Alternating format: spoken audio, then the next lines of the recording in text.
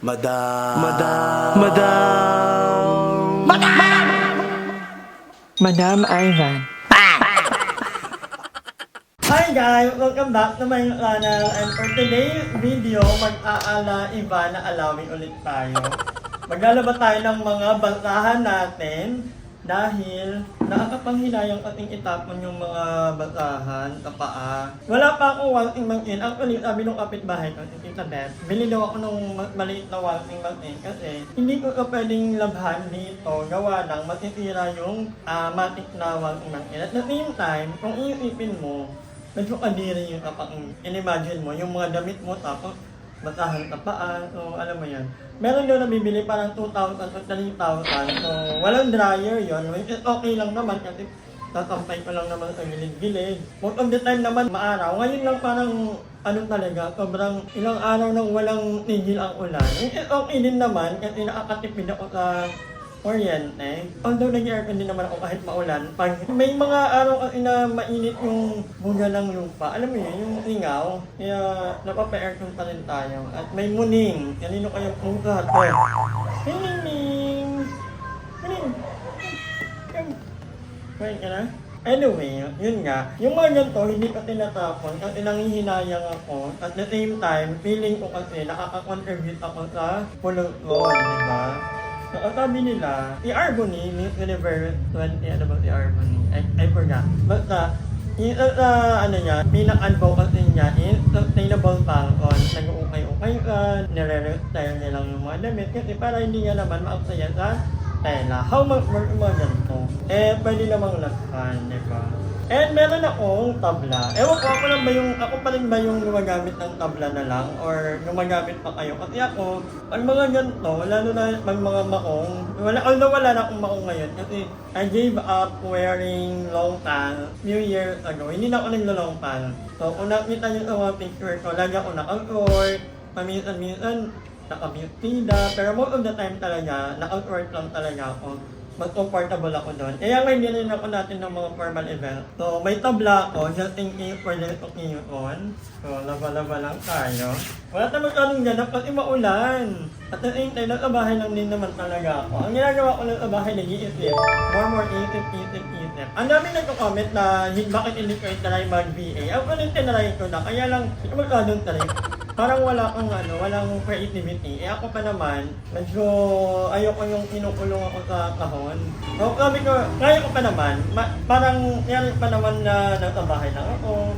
Ginagawa ko kung ano yung mga gusto ko. So, sabi ko, sige lang, hanggat kaya pa naman i-sustain, go lang. Pero, may ginagawa rin kasi ako. Ayoko lang muna i-share kasi nape-preempt. So, nagulatin ko na lang kayo. Walang deadline.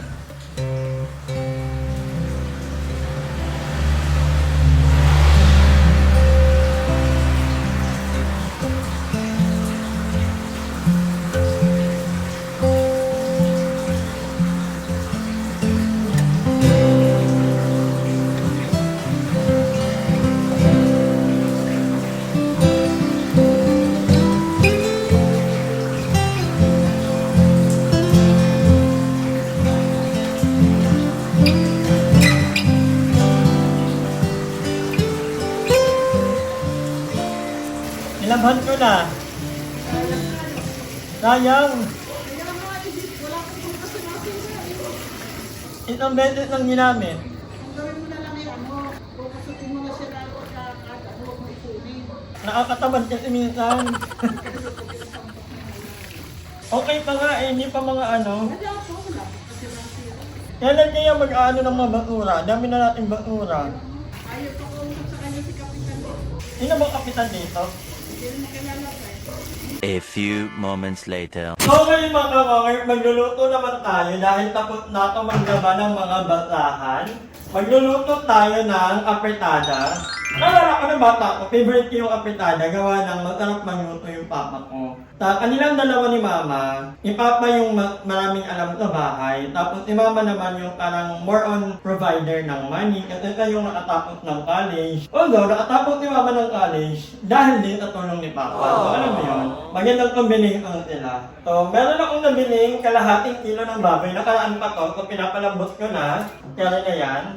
Mamaya ihiwalay natin yung mga taba-taba. Kasi na bago ako nakaraan nung nagluto ako na maganda daw na unahing igita yung mga taba. At naalala ko rin yung bata pala ako, oo ganun pala yung ginagawa ni Papa. Inuuna niyo yung mga taba-taba para lumabas yung natural oil ng baboy. Tapos doon mo na igigita yung bawang, yung sibuyas. So meron tayo ditong patata. Ito lang ba? Actually, dalawa yung patata. Well, dalawahin ko ba? Dalawahin na natin para maraming laman. Baka matira lang eh. And then, meron akong carrot. Kaya lang, di ba ko pwede tatlo kasi patagal na nito. Kaya lang natin. Tingnan. Okay pala. Nulutuin naman. And then, binigyan din ako ni Tita Beth ng bell pepper. So, thank you so much. Mag-prepare lang ako. Pakuha akong ano yun yung nilalagay? Tomato sauce? Ba't makarami? 1 kilo? Karami. So, pag kayang ilukot yung mga binibili ko, hindi na ako lumalabas, dito na lang. Ano pang palasa? Cubes na lang ulit. Inor cube. Meron ako. Tayo. Ilalagay ko sa kapag nalagay na lahat. Or kapag nagpapakulo pa lang ng Pwede ka. Magay ka muna ng vlog. Nagustuhan ni mother. Magay ka. Hi!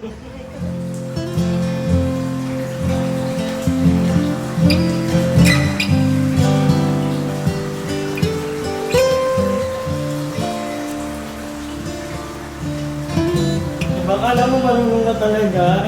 Ayan, na-prepare ko na po lahat. Andiyan na ang bawang, sibuyas, bell pepper, tomato sauce. Ito, pinapalagyan nila. Carrot, patatas, and then ang ating kakarampot na baboy. Ang konti lang pala nito. Wala ating ilubat. Hindi ko alam. Anyway, dalawa lang naman kami ni Aye. Pupunta si Aye maya-maya dito after niyang maligo. So, sabay kaming kakain. I think kalsa na yan. Dalawa lang naman kami. Kung hindi kalsa, edi pag-ulam ng tuyo. So, ayan mga kawanger. Nag-set up ko lang. Dito ako sa labas magluluto para wala na. Ang init kasi doon. So, lalagyan tayo ng ilaw. Nariling up na kayo. Maganda na ba pag may ilaw? Maganda rin talaga ng lutuan natin ay pwedeng dalhin kahit saan. So, tingnan ko lang kung okay yung ilaw. Ayan, medyo okay na ka. So, pagkisimula na tayo magluto, andito na lahat. May tubig na, pang-sabaw. And then meron na tayong North Cube. Basta andito na lahat. So, mag-start na tayo. Huwag naman sana umulan. Umaya na umulan. So, onti-onti lang pala yung taba nito. Ilagay na natin. So, ako yung nagluluto na kailangan ng upuan. Nakahina lang palpak yung ganito ko. Kailangan talaga natin ng mantika. Hayaan na natin. Ako lately, inuuna ko na yung sibuyas. Madali kasi nasunog yung bawang. Tapos, hindi ko magkadong niluluto yung bawang at sibuyas. Mga 30 seconds lang. Medyo anuhin lang natin. At maya-maya ilagay na natin yung mga sabaw. Ako, feeling ko guys, pagdating sa pagluluto, at lang may guide ka, pero hindi naman kailangan perfect lahat. Kasi there are so many ways to kill a pig. Diba? Kanya-kanyang atake yan. Ang mahalaga, luto ka, hindi matigas. And then, ilagay na rin natin. Tama ba? Hindi para palang lumambot na may kasamang masasarap. Itong North Cube lang ilalagay. Baka kumait kung umalat.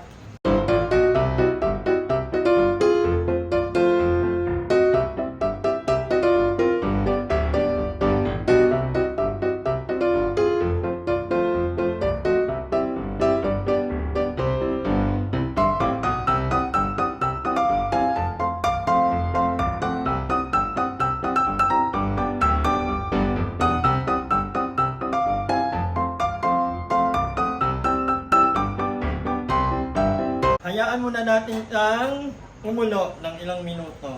A few moments later. Yan, dumating na si Aye! Maayo. So kanina, itong ginagamit ko, pang manito nga pala ito, naalala ko. Inaamoy ko siya, madam. Nagbabango? Dito ka kasi doon naglugod sa labas eh. Ang bango. Oo, na-chat sa GC. Ay, bango. So lahat ng mga niluluto ko na binablog ko, puro first time ko. Kasi kung Aye, kasi medyo maalat yung ko. Wala tayong ano. Or maalat. Makolot. Bakit? Pero ang sarap. Yan. Ang perfect magluto ni Madam ng adobo. Hindi adobo to. Hindi adobo yan? Ano ba yan? Ano ito? Pritanya to. Walat ba? Hindi kasi nalingin ko kakanin. Oh.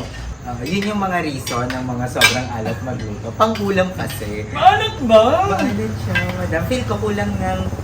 Hindi kasi ako marunong magluto, pero may pagkamaalat siya. For me, Very light. tawagin ko kaya family ko, patikimin ko dito. Kamusta ka naman? Baka alam, ba't ka lang pumunta? Goods naman, ito naman masaya in life, masaya mag-iisa sa bahay. Kamusta na kayo ng mga ako mo? Goods naman, lumalaban, nilalabanan ng 3 times na gutom a day. Pero kayang-kaya. Parang hindi pa matanong ang kanin.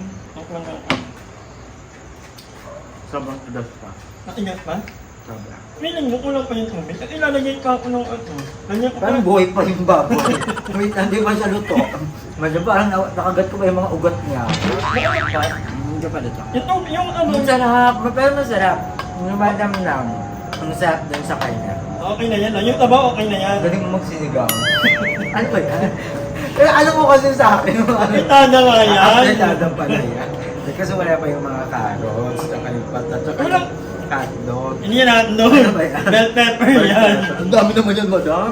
Ayun na, kailangan pala ng hotdog din. Gagasaan. Hindi naging minudo na yan. Hindi ko alam kung kulang ba yung tubig ko or what. At ilalagyan pa natin ito. Ano yun? Patikim nga ako ulit nung sabaw. Maalat talaga siya. Maalat na maasim. Eh, what? Feel ko, lagyan mo siya konting tubig. Tapos nung dati kasi, nag-live din ako. Tapos, yung sinabi ko ang alat ng luto ko, ang pinagawa sa akin, pinalagyan sa akin ng konting asukal. Lagyan ng tubig. Maalat siya, madam ko. Hindi talaga. Maalat siya. Hindi maalat guys. Ito lang. Tita, tingnan mo. Hindi kasi siguro, hindi talaga ako fan ng mga maalat lang. Babalikan namin kayo mamaya pagluto na guys. Nayot naman ako bigla. So, ayan mga kawanger, medyo luto na yung ating baboy and malambot na ito. Ilalagay na natin ang patatas at ang ating carrot. Dahil luto ko sa malambot talaga. Feeling ko yung kabaw okay na to. And then pakuluin lang ulit natin ng pakuluin. A few moments later. Manuhat nita. Uy, malambot na. Malambot na ba? Ay, hindi pala sila nakain ng baboy. Pwede na yan. Amoy pa lang eh. Diba? Gutom na eh. Gutom na talaga. Gutom ka na eh. Malambot na yung Ano, patatas. kinakabahan ako dyan. Ang ganda niya, tingnan. Kaya nga. Di ba may nakikita dyan pulang-pula ang sawa niya kasi nakontra siya ng oyster sauce kaya magandang kulay. Hoy, nahalo-halo ko ito guys kasi ayokong maano yung ilalim mag-unog. So, ayan na ang finished product. That's it, guys. So, titikman na natin. So, growing up, ito ang isa sa pinaka-naalala kong niluluto ni Papa na natatarap anak ko. Si Mama wala wala akong alam si Mama kasi si Mama yung nag-work talaga. Si Papa naman yung naglalaban, alam mo yun, medyo baliktad sila. Pero ganun pa man, namuhay naman silang masaya. Hindi nag-aaway. Normal naman ito maganda. At saka kwento ni tita, mas gusto daw talaga ng mga isda at saka gulay kaysa sa mga ganito.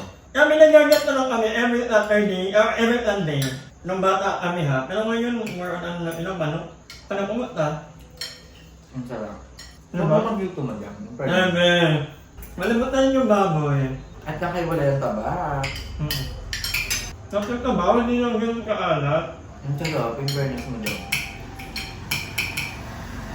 Pwede natin mag-jowa. Naalala muna tayo pag ganito. Kasi yung ganito guys, magkano lang yung nagagastos. Tapos, Madamihan na siya. marami na ito. Kunyari, mamaya may natira, pwede pa ako kumain ulit.